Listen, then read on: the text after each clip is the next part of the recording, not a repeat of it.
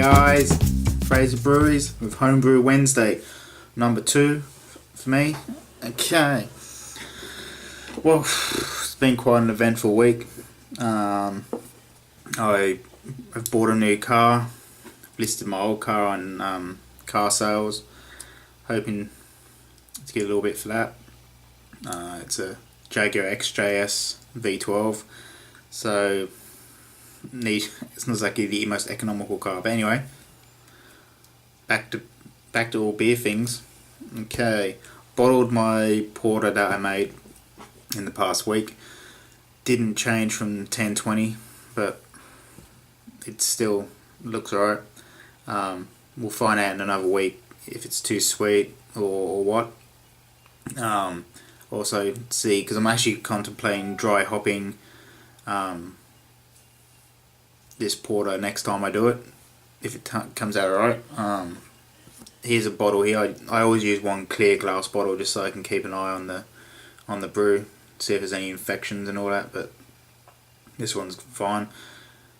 I can't show you the clear. It's cleared up extremely well, and you can actually see through the top by looking at the sun, this part.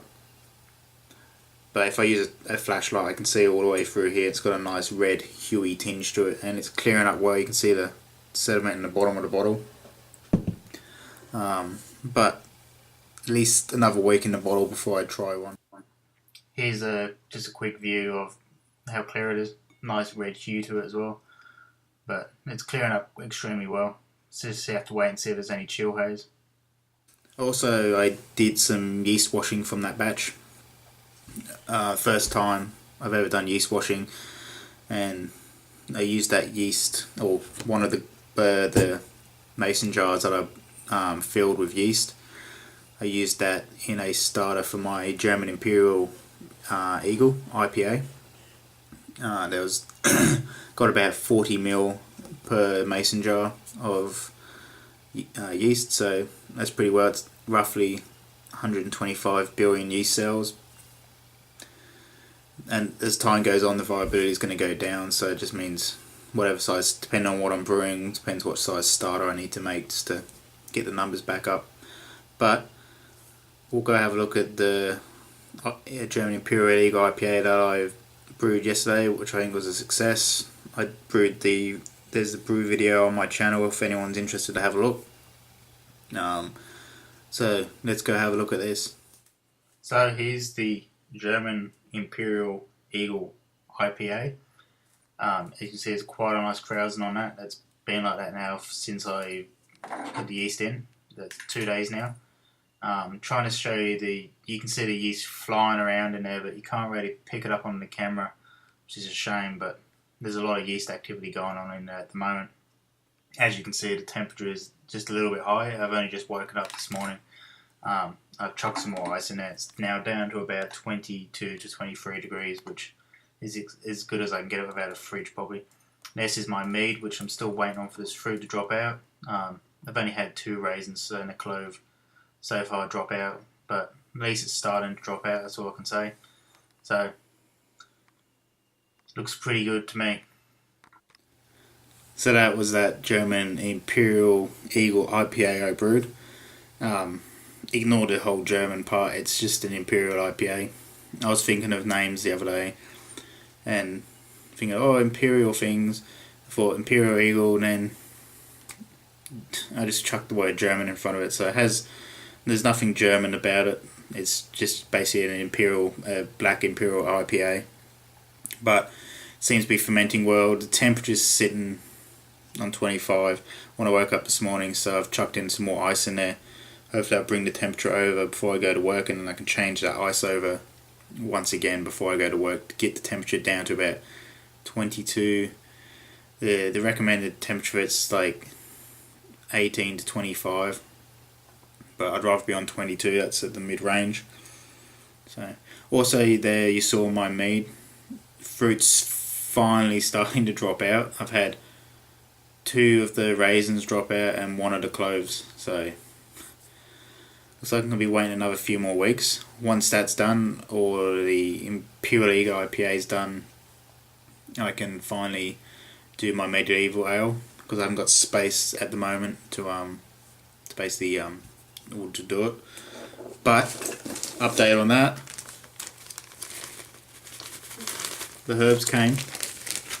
You can smell them through this, and it's double bagged, but they smell pretty good. This is, so that's some yarrow, and then some mugwort. They both pretty much look the same, except for one's slightly darker. Now this is going to be interesting. I'm not going to post the recipe up or anything at this stage, just to keep people in a little bit of suspense, as I'm going to try and do a better brew video, more organised than the last one I did, and it'll be a lot easier because it's going to be it's only going to be like a 5 litre batch, so it won't be as hard to film, and it'll be a lot quicker as well. No hops in it at all.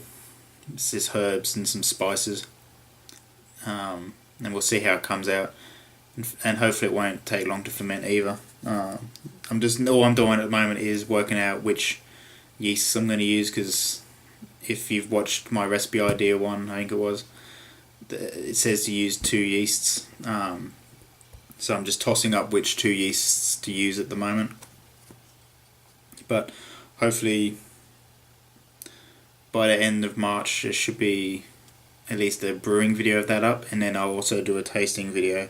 Depending on how fast it ferments, I might actually just chuck them all in one long video and do from start to finish, and then tasting. So it might not be till middle of April before you all get to see it, which is unfortunate, but hey, it'll be worth it in the long run. All good things come to those that wait. Before I go, I'd just like to say thanks to everyone who's subscribed to my channel so far.